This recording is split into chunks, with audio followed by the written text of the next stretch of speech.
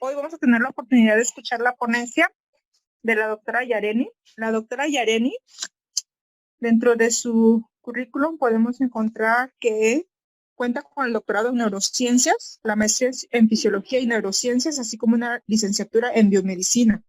Hoy nos va a compartir acerca de su larga trayectoria de formación y de su campo de experiencia. Muchas gracias, doctora Yareni, por aceptar la invitación del posgrado de medicina a nombre de nuestro coordinador general de posgrado, el doctor Eduardo Pérez Campos, y nuestra directora, la doctora Marta Silvia Martínez Luna. Muchas gracias nuevamente por aceptar la invitación. Bienvenida al seminario de hoy y le cedo los micrófonos para que nos comparta su ponencia. Muy buenas tardes. Adelante. Buenas tardes a todos y gracias también por su tiempo y su interés para asistir a esta sesión, a este seminario. Y también muchísimas gracias a la doctora Socorro Pina, pues por la oportunidad que me da de poder compartir mi investigación. Bueno, voy a compartir la pantalla. Si me indican si la ven y todo correcto. ¿Sí se ve? Ok. Bueno, pues básicamente titulé a la charla de la sensación a la percepción-acción, un poco con la idea de mostrar lo que ha sido también un poco mi formación en neurociencias. Y bueno, como muestro primero en la siguiente diapositiva, bueno, yo soy de Tamazulapan, de Villa de Tamazulapan, de aquí en Oaxaca, y estudié la licenciatura en biomedicina en Puebla. Entonces ahí tuve la oportunidad de tener mi primer acercamiento, digamos, a la electrofisiología, estudiando el sistema vestibular in vitro, ¿no? Entonces extraíamos del el oído interno y lo colocábamos en una plataforma que nos permitía aplicar movimientos. Entonces de esta manera éramos capaces de estudiar cómo el movimiento evocaba cambios en la actividad de las neuronas aferentes vestibulares. Y siguiendo un poco con mi interés de cómo es esto del procesamiento cerebral de información sensorial, hice después un doctorado y una maestría. Bueno, primero una maestría y después el doctorado en España, en la Universidad de Sevilla y en la de Salamanca, donde tuve la oportunidad ahora también de estudiar la codificación sensorial, pero ahora en modelos animales despiertos o anestesiados, es decir, teniendo al sistema completo, digamos, ya en vivo. Y bueno, posteriormente realizo una estancia postdoctoral en el Instituto de Neurobiología de la UNAM y estudio ahora un poco lo que es la neurofisiología de sistemas, donde ya correlacionamos el procesamiento sensorial con procesos cognitivos más complejos y con conducta, ¿no? Que es al final lo que el sistema o el cerebro hace en la vida real, digamos, ¿no? Percibir el mundo externo, utilizar esa información y responder o actuar en consecuencia según, bueno, el objetivo de cada sujeto o de cada animal en un momento determinado. Y bueno, y actualmente estoy como colaborador externo de un laboratorio del cerebro humano en la Universidad de Iowa, donde el objetivo es comenzar a estudiar ahora, digamos, la cognición humana en pacientes donde se registra la actividad cerebral y durante el tiempo en que ellos están ejecutando ciertas tareas, etcétera. Bueno, al final, como pueden ver, mi interés siempre y lo que me encanta hacer es la electrofisiología, la neurofisiología y correlacionarlo con la cognición y con la conducta. Entonces, la primera parte de la charla voy a mostrar o voy a compartir algunos resultados que obtuve en el doctorado y en la segunda parte algunos resultados que se obtuvieron durante el postdoctorado. Bueno, para comenzar, me gustaría plantear, bueno, que comencemos haciéndonos esta pregunta, ¿no? De cómo percibimos el mundo. Y para responder esta pregunta, recientemente, o sea, en los últimos 8 o 10 años, ha habido cada vez más investigación que indica que existe un principio que que es este principio de procesamiento jerárquico y predictivo de cómo está activándose o de cómo está funcionando el cerebro. Entonces, este procesamiento jerárquico y predictivo refiere a esta interacción que hay en todo momento entre estas señales que marco ahora en una línea en azul, que son estas señales descendentes o señales de retroalimentación que son enviadas por áreas de alto orden jerárquico del cerebro, como podría ser como es la corteza prefrontal.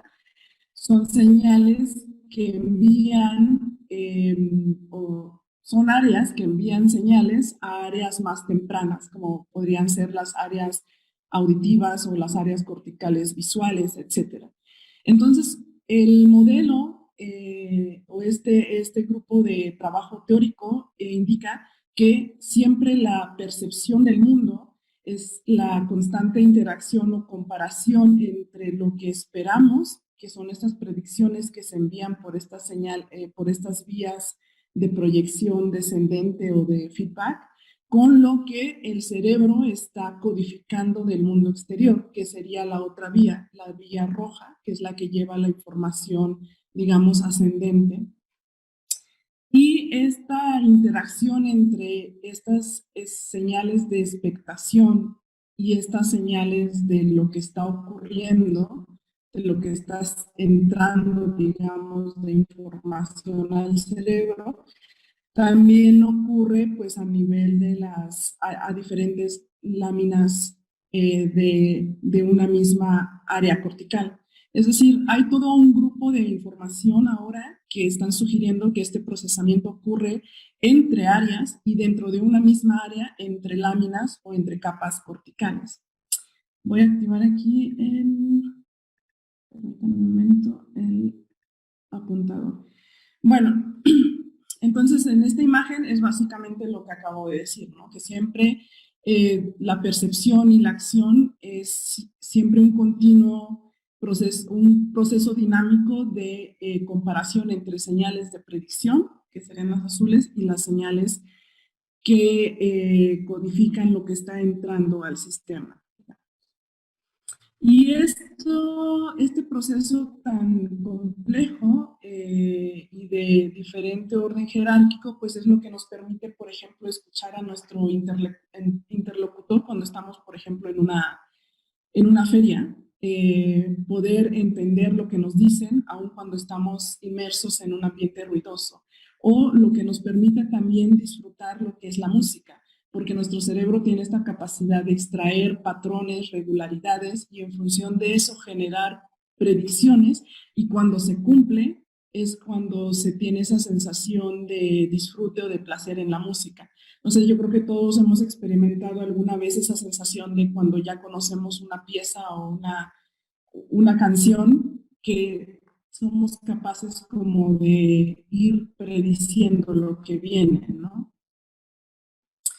Y en esta misma idea, perdón, solo me gustaría hacer énfasis también en estos dos trabajos recientes que justo apuntalan a esa idea, ¿no? A ese procesamiento jerárquico que indica que las áreas, en este caso marcadas en rojo, como pueden ver la corteza prefrontal sobre todo, son áreas que integran información a lo largo de mayor duración, que serían las que están aquí arriba, como la corteza anterior del cíngulo, la corteza orbitofrontal o la corteza lateral prefrontal. En cambio, las áreas más sensoriales o más tempranas integran información más simple, como podría ser una simple letra, una letra A, un sonido complejo, pero aún así que no te da mayor información. En cambio, las áreas en azul, las que tienen estas ventanas de integración temporal mayor, estarían integrando o están integrando secuencias más complejas, como es una frase. Y a su vez, también las áreas que tienen estas ventanas de integración mayor, que están marcadas en rojo, también son áreas multimodales, es decir, que procesan información tanto auditiva, visual, somatosensorial, contrario a lo que sucede principalmente en las áreas sensoriales primarias, ¿no? Bueno, con esta idea de procesamiento jerárquico y distribuido, en esta línea voy a presentar ahora lo que hicimos en el doctorado, que tiene que ver con la sensibilidad de las neuronas del sistema auditivo a la estadística del sonido. Es decir, a la historia, al contexto, a la historia de estimulación del sonido. Entonces, normalmente lo que estudiamos en los libros es que las neuronas se adaptan, ¿no? Entonces, sabemos que una neurona, cuando se le presenta de manera repetitiva un estímulo, esta deja de responder, se adapta en cierto momento a lo largo de la presentación repetitiva de ese estímulo. Y cuando le presentamos otro estímulo o la volvemos a estimular, esta sigue adaptada, es decir, sigue sin responder. Entonces,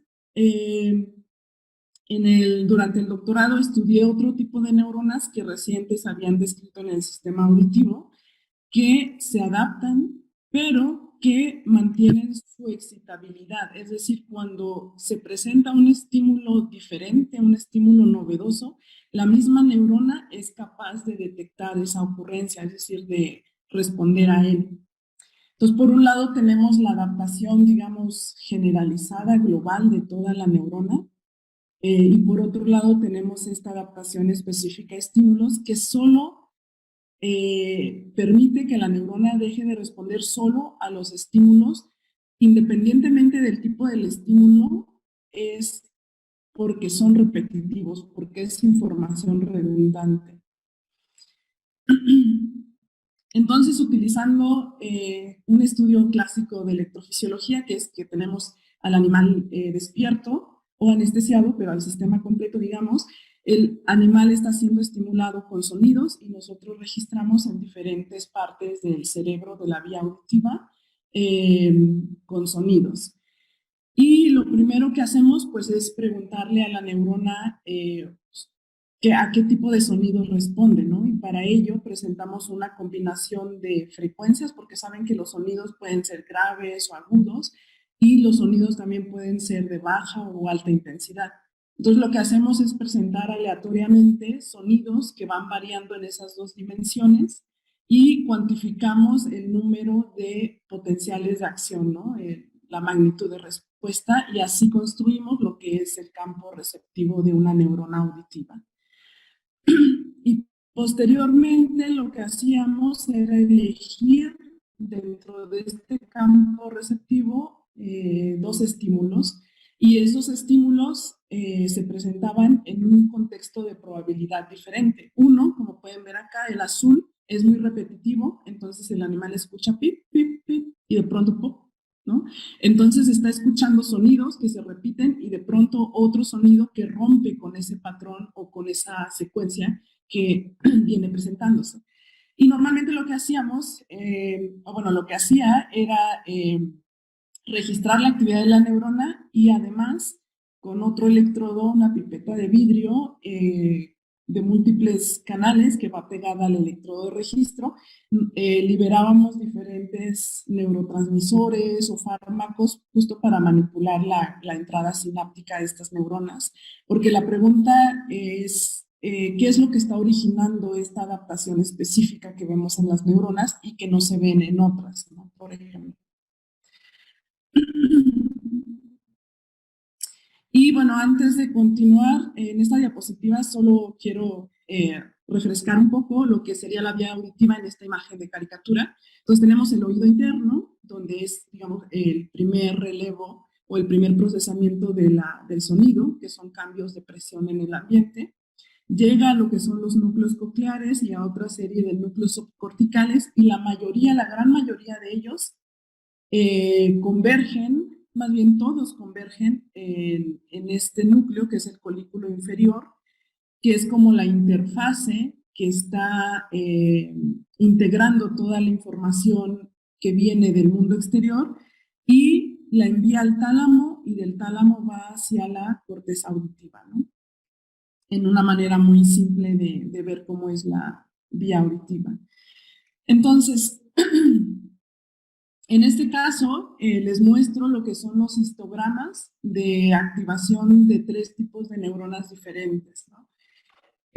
Arriba tenemos una neurona que no se adapta.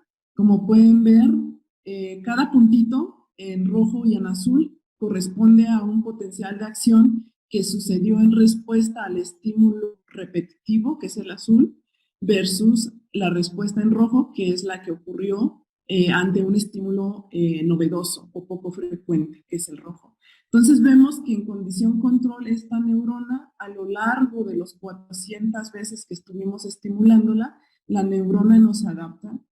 Y cuando le aplicamos acetilcolina, tampoco cambia, ¿no? O sea, sigue exactamente igual. Bueno, exactamente. Y por el contrario, tenemos luego otra neurona en la segunda fila, que es una neurona que, como pueden ver, altamente adaptada, ¿no? Responde, sí, al estímulo azul, al estímulo repetitivo, pero en cuanto comienza a ser repetitivo, se silencia y solo responde al 10% de ensayos que se presentaron inmersos dentro de la secuencia total, que serían los circuitos también, que pues esta neurona no cambia, ¿no? Sigue siendo adaptada en condición control y cuando aplicamos acetilcolina. En cambio, esta neurona, la de la fila inferior, que es una neurona que presenta una adaptación intermedia, vemos cómo de la condición control a cuando aplicamos acetilcolina tiene un cambio en su patrón de activación. Y vimos que ese cambio que se observa en estas neuronas tiene que ver sobre todo con un aumento, como pueden ver aquí, perdón, en el esquema, perdón, en el esquema azul, es un aumento en la tasa de disparo, es decir, en la sensibilidad al estímulo repetitivo. Es decir, lo que hace la acetilcolina es que las neuronas que son parcialmente adaptadas, es decir, las que se encuentran aquí a la mitad de nuestra total de neuronas, son las que se afectan por acetilcolina y además este efecto induce que la neurona deje de adaptarse de manera tan fuerte al estímulo repetitivo, ¿no? Entonces, una interpretación de esto puede ser que, bueno, sabemos que la acetilcolina está involucrada en procesos de atención, ¿no? Entonces, justo son las neuronas que se encuentran a la mitad de esta escala de adaptación las que son moduladas, ¿no? Las que pueden ir para arriba o para abajo. En cambio, las neuronas que son totalmente o que presentan muchísima adaptación específica a estímulos son neuronas tan especializadas que no están sujetas, digamos, como a un control atencional, ¿no? Al igual que las neuronas que no se adaptan para nada, ¿no? Que sería la columna superior. Y aquí solo mencionar que este efecto de la acetilcolina pues es específico porque está aumentando solo la tasa de disparo a los repetitivos, a diferencia de lo que se observa cuando se bloquea la entrada excitatoria, que decrementa la respuesta generalizada, por eso decrementa tanto la respuesta a los estímulos rojos como los azules, o lo contrario, que pasaría cuando bloqueamos, por ejemplo, los receptores de GABA, ¿no? Ahí habría un aumento generalizado de la activación de la neurona. Bueno, siguiendo con esta historia de estas neuronas, digamos, especializadas para la detección de sonidos novedosos, o el otro lado de la moneda, que serían neuronas especializadas para el filtrado de información redundante, vemos que esas neuronas presentan estos campos receptivos muy anchos, ¿no? Es decir, estas neuronas no tienen una sintonía específica a un sonido, sino que responden a una amplia gama de frecuencias de sonido, a diferencia de las que no se adaptan, ¿no? Que son muy sintonizadas a una frecuencia en específico. Y además, en otra serie de estudios que hicimos, que registrábamos y después aplicábamos un marcador retrógrado y anterógrado, vimos que estas neuronas que se adaptan a los estímulos repetitivos están recibiendo proyecciones, que serían en este caso indicadas por los puntos rojos, de neuronas que se encuentran en las áreas corticales. Entonces, las áreas auditivas, tanto primarias como secundarias, están enviando proyecciones a estas neuronas especializadas, ¿no? Un poco en la idea de este modelo jerárquico donde veíamos que siempre hay una proyección descendente de áreas de mayor alto orden para el procesamiento específico de estos sonidos. En cambio, las otras neuronas no reciben tanta información cortical, sino que al contrario, están recibiendo muchísima más información, pero de áreas o de núcleos más abajo, ¿no? Más tempranos, más corticales. Entonces, la idea general de esto, que la voy a mencionar, yo creo que, bueno, es que las neuronas que presentan esta adaptación específica a estímulos presentan una localización específica dentro de este núcleo, que era el que les hablaba al inicio del colículo inferior, que sería la zona en gris, y además reciben una entrada descendente, una proyección descendente muy densa, en contraste con las que no se adaptan, que serían las que se encuentran en la parte central de este núcleo, en el núcleo central del colículo inferior. Y además difieren en su tipo de campo receptivo y en su arborización dendrítica, que es algo que también indicaría que estas neuronas, las neuronas que presentan alta SSA, están integrando mayor entrada sináptica que las que no se adaptan.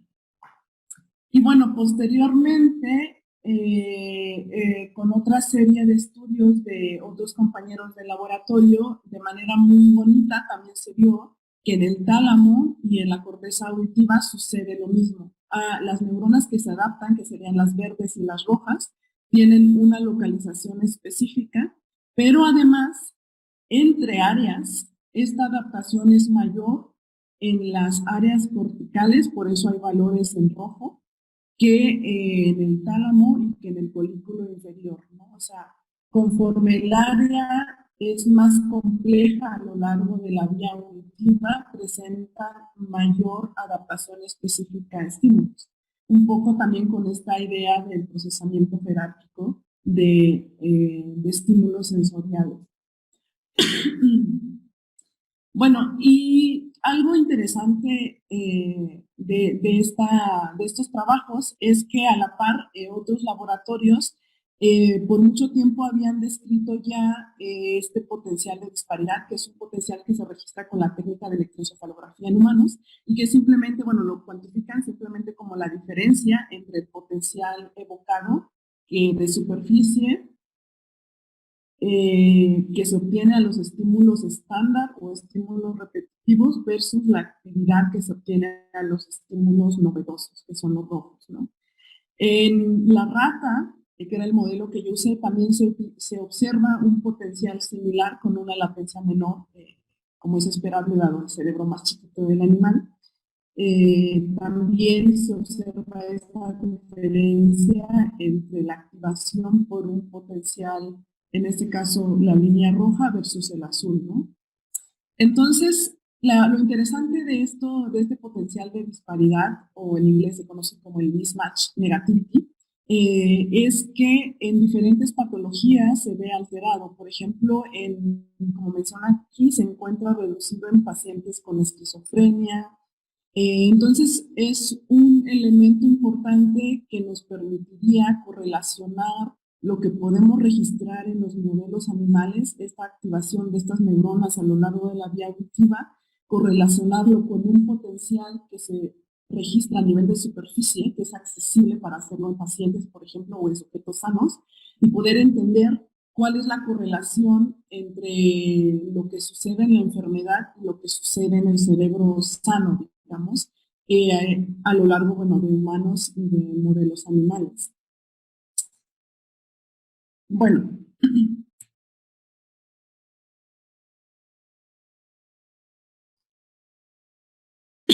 Y ahora, bueno, voy a seguir con la siguiente parte, que tiene que ver ahora con la sensibilidad del cerebro auditivo a la estructura temporal del sonido.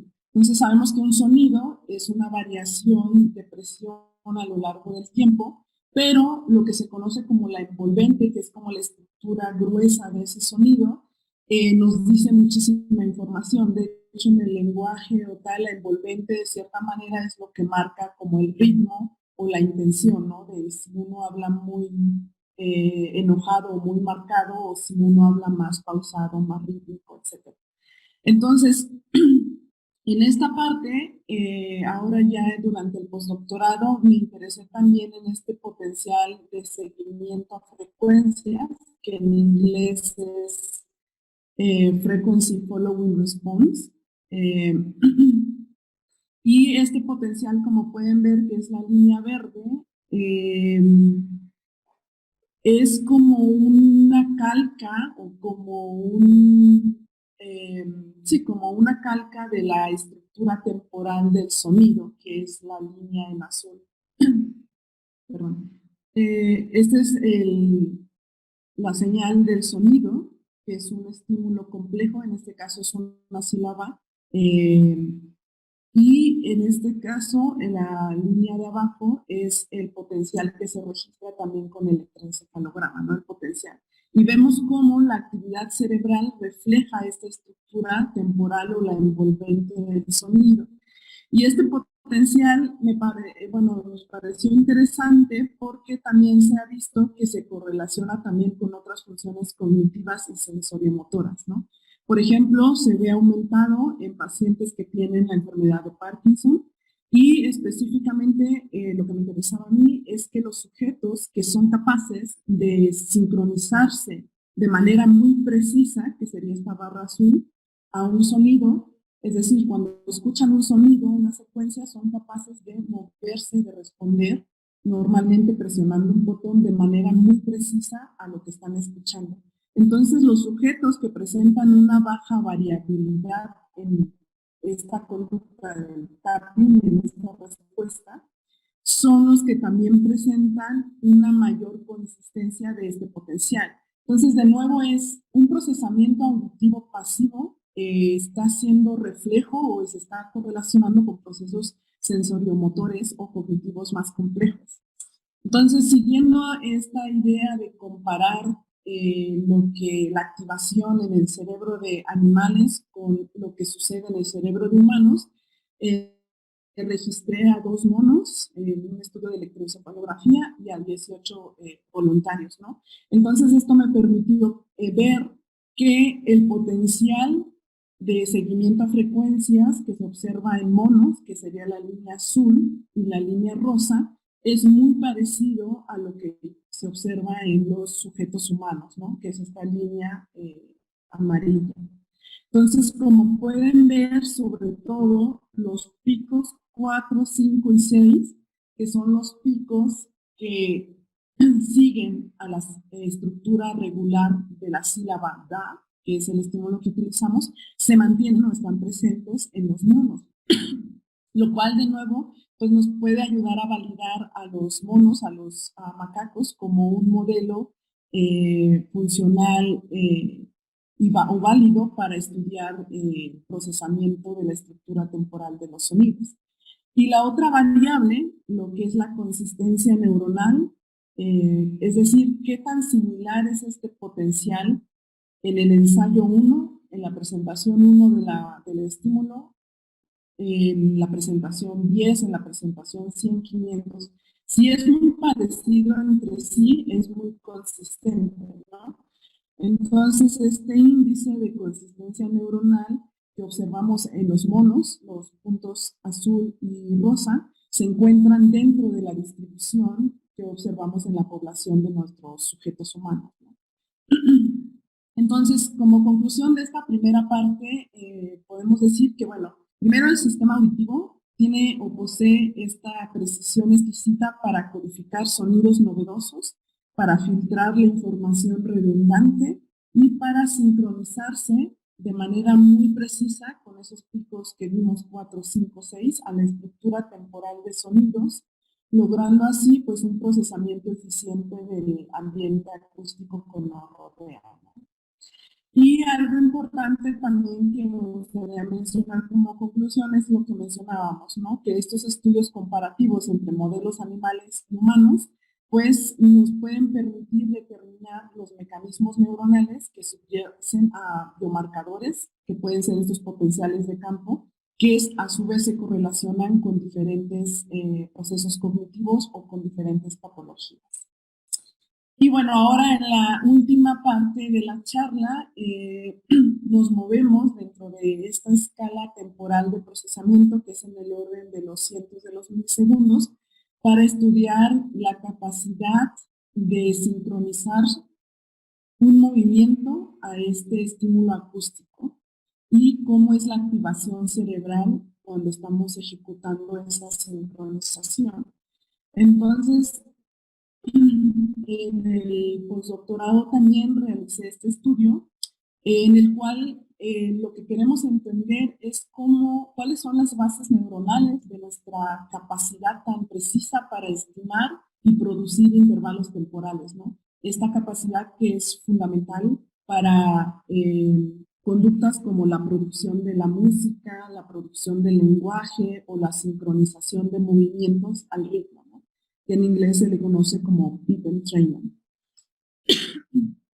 Perdón, entonces esta capacidad, voy a poner aquí un video, si es que puedo ponerlo, de una bailarina muy famosa, pero me encanta porque este video refleja esta habilidad que estamos viendo hasta qué límite es única a los humanos, de poder primero de poder extraer patrones rítmicos y luego de sincronizar nuestro cuerpo, nuestro movimiento a estos ritmos, ¿no? Entonces, como pueden ver, la pieza, que es el color de la vela,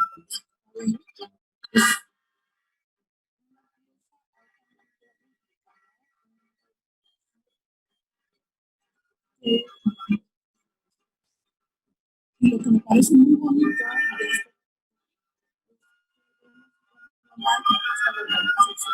no sincronizar diferentes partes de su cuerpo con diferentes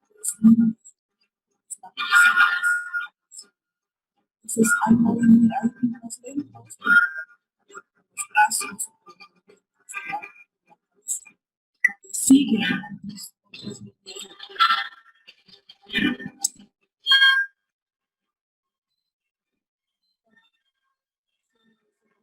Lo pueden encontrar por internet, creo que es bastante disfrutable.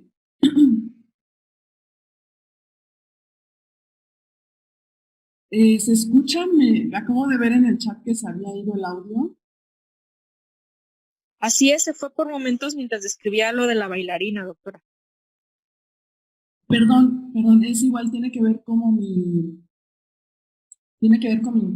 señal de internet, que quizás es muy mala, y claro, con el video consume más información. Bueno, lo que decía básicamente que el video muestra cómo los humanos tenemos esta capacidad, al parecer única, no sabemos ahí ahora todavía los límites que hay entre diferentes especies para sincronizarse a los ritmos, cómo los humanos somos capaces de sincronizar diferentes partes del cuerpo a diferentes líneas o diferentes secuencias temporales presentes en una pieza compleja como es la música, ¿no? Bueno, siguiendo ahora con la presentación, perdón. En esta diapositiva, de nuevo, queremos entrar en la segunda, tercera y última parte de la charla, que tiene que ver con la percepción y la acción, ¿no? Y lo que guía esta investigación son estas preguntas, ¿no? Ya no solo nos interesa cómo se está codificando la información externa, la información auditiva, cómo se procesan los estímulos en función de su importancia, es decir, de su redundancia, ¿no? Sino en este caso las preguntas es, ¿cómo utilizamos esa información sensorial para guiar nuestra conducta o cómo nuestras acciones, que sería en el otro sentido, modifican nuestra percepción? Por ejemplo, en este caso de un músico, él después de un entrenamiento sabe que cierto movimiento va a generar en su violín cierto sonido. Entonces, él genera un movimiento, pero ya de antemano, digamos, sabe qué sonido va a escuchar, si un sonido grave o agudo. Y lo que es muy interesante es que en estos sujetos, cuando escuchan simplemente una melodía, no solo la actividad de la corteza auditiva está presente, sino que también, como pueden ver aquí, se está activando las cortezas premotoras, que son cortezas prefrontales que participan en una alta gama de cognición, entre ellas lo que es la estimación de intervalos temporales. Y esta activación se ve aumentada, como se espera, cuando el sujeto está reproduciendo la secuencia que escuchó, ¿no? Pero lo interesante de estos experimentos de resonancia magnética funcional en humanos es que nos están indicando que una interacción, un acoplamiento de procesamiento neuronal está ocurriendo entre estas áreas, ¿no? Las áreas premotoras y las áreas corticales auditivas. Cómo están interaccionando ellas durante estas conductas de sincronización al ritmo es algo que, bueno, digamos, seguimos estudiando. Y bueno, en esto solo me gustaría mencionar que la idea es que estas áreas premotoras, marcadas aquí en naranja, estarían interaccionando con las cortezas perdón, auditivas en verde, probablemente a través de cortezas parietales, ¿no? Estas vías de proyecciones se han descrito con estudios de histología de hace tiempo en macacos, se han visto con tractografía en estudios de resonancia en humanos y bueno, en el cerebro de otros primates como los chimpancés, bueno, aún no se sabe, ¿no? Pero esa podría ser una vía a través de la cual la información feedback y la forward, la línea azul y la línea roja que veíamos inicialmente están interaccionando. Y bueno, para esta parte del proyecto, entrené a monos, a macacos, a realizar tareas de sincronización. Entonces, estas tareas consistían, como pueden ver ustedes aquí, en una fase de percepción, en la cual el animal solo escuchaba el metrónomo, es decir, esa secuencia de sonidos, que en este caso es una secuencia la más simple, porque como pueden ver aquí, los estímulos ocurren siempre a un intervalo fijo, ¿no? No es como la canción del bolero de Ravel, sino que es muy simple, ¿no? Pip, pip, pip, pip. Entonces el animal escucha, requiere extraer esa regularidad y después de una señal visual que le aparecía en el monitor que tiene enfrente, el animal necesitaba, o bueno, el animal tenía que empezar a sincronizar su movimiento y de manera muy precisa cuando seguía escuchándose este metrónomo. Y en algunas ocasiones, de manera aleatoria, eliminábamos los sonidos, ¿no? El animal esperaba que ocurriera un sonido y se lo quitábamos para ver qué ocurría en la activación cerebral, ¿no? Les muestro rápido un video de un mono realizando esta tarea. Primero escucha teniendo su mano en la palanca, es decir, no realiza ningún movimiento. Extrae ese ritmo y después comienza a moverse en sincronía a ese ritmo.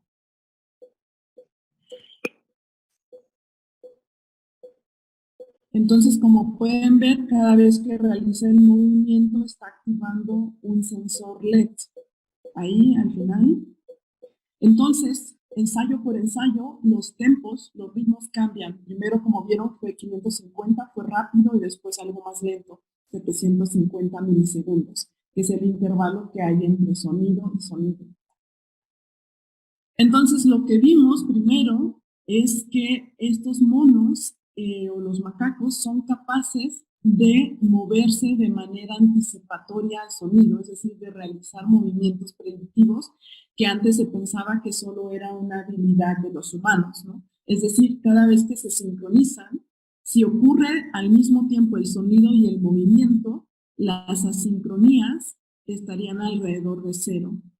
Pero en este caso podemos ver que los dos monos, para algunos metrónomos, sobre todo los largos, son capaces de realizar sobre todo estos movimientos anticipatorios. Es decir, son capaces de extraer la información, de utilizarla de manera prospectiva, es decir, para saber cuándo va a ocurrir el siguiente sonido y en consecuencia planear su movimiento para que ocurra de manera muy precisa antes o alrededor del inicio del sonido. Y bueno, y como se espera, esto no ocurre cuando el mono realiza el mismo movimiento, este deslizamiento de su mano, pero escuchando una secuencia que no es regular, que no es isócrona. Como pueden ver aquí, los sonidos marcados por estas barras ocurren a diferentes intervalos. Entonces no hay manera de que el animal extraiga una regularidad y pueda predecir, ¿no? Por lo tanto, las respuestas, las asincronías, siempre son positivas, es decir, el movimiento ocurre después de que ocurrió el sonido. Bueno, y la siguiente parte es pues la electrofisiología. Entonces, presentamos sonidos de manera muy precisa para mapear la activación de estas neuronas a diferentes sonidos, incluyendo tonos puros, vocalizaciones de mono, ruido, etc. Y registramos en cortezas auditivas, que sería la primera área cortical a la cual estaría llegando la información exterior, digamos, la información del metrónomo, en las cortezas premotoras, que se consideran que son este reloj maestro que están cuantificando sobre todo los intervalos temporales y también participando en la planeación de los movimientos, en las cortezas motoras, que sería la salida, no la que lleva el comando motor, y en la corteza parietal, que es probable es este nodo a través del cual se está comunicando las cortezas sensoriales con las premotoras.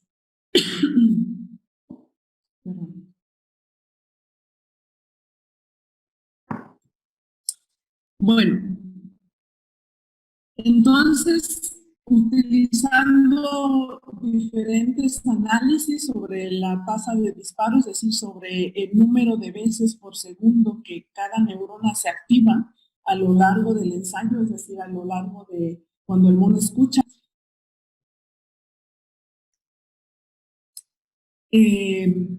vimos que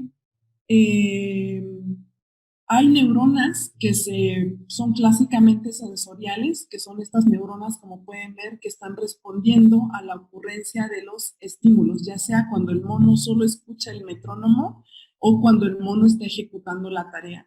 Pero esta neurona es sensorial porque cuando alineamos los tiempos de las espigas a los tiempos de los movimientos, que serían en este gráfico inferior, pueden ver, ¿no?, cómo se despeina, ¿no?, cómo se vuelve más ruidoso la activación de las neuronas a lo largo de los ensayos.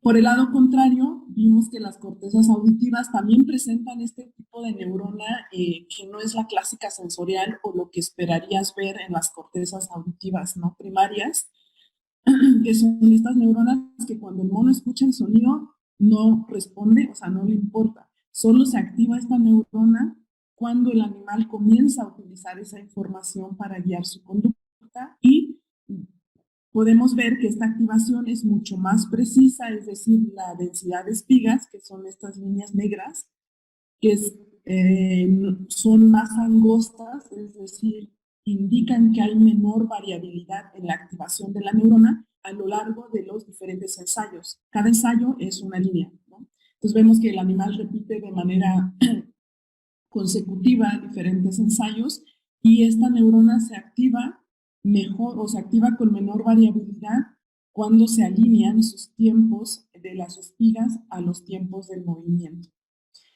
Bueno, aquí en resumen solo quiero decir que en la corteza auditiva primaria, que es la rosa, que se indica aquí, encontramos más neuronas sensoriales. Y en la corteza auditiva, pero ahora lo que se conocen como las cortezas del paracinturón o cortezas secundarias, encontramos más neuronas motoras, es decir, neuronas más complejas que nos están procesando la información auditiva, sino más bien están relacionadas más con el procesamiento del ritmo, ¿no?, del movimiento. Aquí simplemente muestro los perfiles de activación de la población de 400 neuronas, de 350, etcétera, que fueron las que colectamos en cada área, y que clasificamos como sensoriales o como motoras. Entonces, como pueden ver, las sensoriales son un poco aburridas, digamos, responden cuando ocurre un sonido, que son estos puntitos en verde durante la fase de percepción o durante la fase de ejecución, que son los puntitos en negro. En cambio, las neuronas motoras, como pueden ver, cuando alineamos los tiempos a los movimientos, vemos cómo presentan estos picos de activación, pero estos picos de activación son aún mayores en las cortezas de mayor orden jerárquico, ¿no? Que son las cortezas del paracinturón o la corteza auditiva secundaria. Entonces vemos como un gradiente, la información sensorial se va quedando como en las áreas tempranas y estos patrones de respuesta o de activación más complejas, que son estos patrones motores, se van observando sobre todo en las áreas auditivas secundarias. Bueno, por último, casi ya, bueno, quiero mencionarles aquí, lo que tenemos aquí son las neuronas en el eje X. Tenemos casi un poquito más de 200 neuronas y vemos que las neuronas marcadas en verde responden casi siempre después de que ocurre un sonido, que sería cada una de estas líneas verticales. Pero aún así tenemos neuronas como las amarillas que están respondiendo sobre todo antes de que ocurra el siguiente sonido. Entonces no son las clásicas neuronas que hay sonido, respuesta, sino que estas neuronas se van activando, que serían estas líneas en amarillo en estos gráficos de datos polares, que se están activando justo antes de que ocurra el siguiente sonido. Entonces nos está hablando que en la corteza auditiva se está extrayendo la información regular y de cierta manera el circuito comienza a activarse de manera anticipada, digamos, a la secuencia que se extrajo. Me voy a brincar al otro extremo, que serían las neuronas motoras, pero ahora, como saben, al ser motoras están alineadas a los tiempos del movimiento. Entonces vemos cómo también existen estas neuronas de la corteza secundaria que se están activando previo al siguiente movimiento, ¿no? Entonces es probable que estas neuronas están recibiendo señales top-down, señales feedback, señales descendentes, probablemente la corteza parietal o premotora, y las están preparando para que se activen y señalicen lo que esperan que ocurra a continuación. Voy a brincarme esta diapositiva porque creo que estoy extendiéndome en tiempo. Y finalmente voy a ir a esto que me parece también para cerrar un poco la historia, la activación que observamos cuando no hay sonido, ¿no?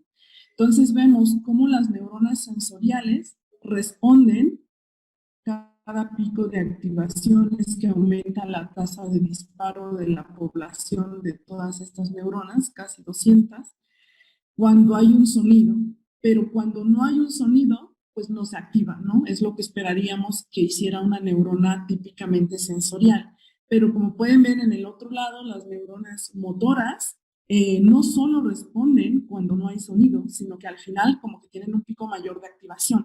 Es decir, estas neuronas no están procesando información sensorial, porque cuando no hay información sensorial, aún así se están activando, ¿no? O sea, como que ya entran en un circuito de beat entrainment, ¿no? De que están recibiendo señales que están indicando el animal sigue ejecutando una conducta rítmica y esto está afectando el procesamiento sensorial.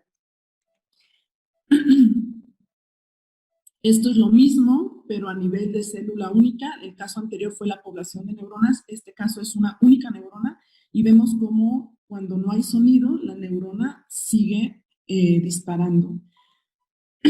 Y finalmente, en otros bloques, en otras tareas que de manera aleatoria quitamos también un sonido, pero no al final, sino, por ejemplo, en este caso, en la posición penúltima, vimos cómo las neuronas, de nuevo, motoras, son las que están aumentando su disparo, que sería la señal en rojo, es la activación a los ensayos cuando no hubo sonido, y en azul es la activación a los ensayos cuando sí hubo sonido en esta posición, ¿no? Que en este caso fue la posición 10 de la secuencia del metrónomo. Entonces, la idea de este procesamiento jerárquico y predictivo es que cuando se espera que algo ocurra, cuando hay una señal de predicción temporal que te indica, este es un ritmo y entonces cada X tiempo va a ocurrir un evento y no ocurre, hay neuronas que están disparando, es decir, que se reactivan para detectar ese mismatch, ¿no? Esa violación a lo que se esperaba. Bueno, finalmente la idea de este proyecto que todavía sigue en curso es ver cómo toda esta información en las diferentes áreas del cerebro del mono están interaccionando y cómo las áreas están comparando la información que entra, que es el sonido, con la información descendente, que serían señales de predicción que probablemente está enviando las cortezas prefrontales, las cortezas premotoras. Bueno, la conclusión es que, bueno, los macacos son capaces de, o tienen habilidades de sincronización a ritmo más compleja de lo que se pensaba anteriormente, son capaces de generar movimientos anticipatorios. Y también la otra conclusión muy general de este trabajo que aún sigue en curso es que en las cortezas auditivas vemos una variedad de patrones de activación y sobre todo vemos estas neuronas que no están procesando la información sensorial del metrónomo, sino que están más relacionadas a la regularidad de la conducta que el animal está ejecutando, ¿no? De estos movimientos rítmicos. Bueno, finalmente, después de esto, solo mencionarles que cada día la investigación se está haciendo más compleja. Entonces, actualmente ya hay grupos que no solo están viendo una secuencia de un sonido repetitivo, sino que también ya se empieza a investigar cómo el cerebro procesa, que me parece súper interesante, secuencias espaciotemporales, ¿no? Por ejemplo, si escucháramos un sonido arriba, abajo, izquierda, derecha, o cómo el cerebro es capaz de reproducir secuencias, ¿no? Que es muy importante, por ejemplo, cuando preguntamos por una dirección, te dicen, vas a la iglesia, doblas a la derecha y luego cruzas una calle. Entonces, mentalmente generamos como una secuencia y al momento en que vamos caminando, nuestro cerebro va haciendo un replay, va recordando esa secuencia y la va cortando, ¿no? O sea, si al inicio teníamos que hacer 5 pasos, cuando vamos a la mitad la secuencia se acorta solo a 2, etc. Entonces, digamos que eso es investigación reciente que se está haciendo. Espero a algunos de ustedes les interesara enfocarse o en un futuro, digamos, investigar este tipo de cognición tan compleja espaciotemporal. Y finalmente, me gustaría cerrar con esta diapositiva que justo indica que también está habiendo como un cambio de paradigma en las neurociencias.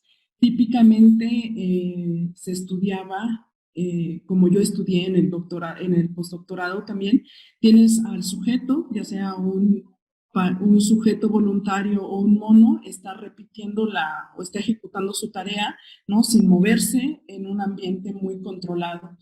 Actualmente, tanto el análisis computacional, matemático y la tecnología permite que la neurociencia ahorita ya esté realizando otro tipo de estudios, digamos, rompiendo paradigmas en los cuales se estudia la cognición, pero no de manera tan reducida como en un laboratorio, sino en ambientes más naturales, lo cual es pues muy ambicioso, pero sobre todo nos va a permitir entender realmente la cognición como es, ¿no?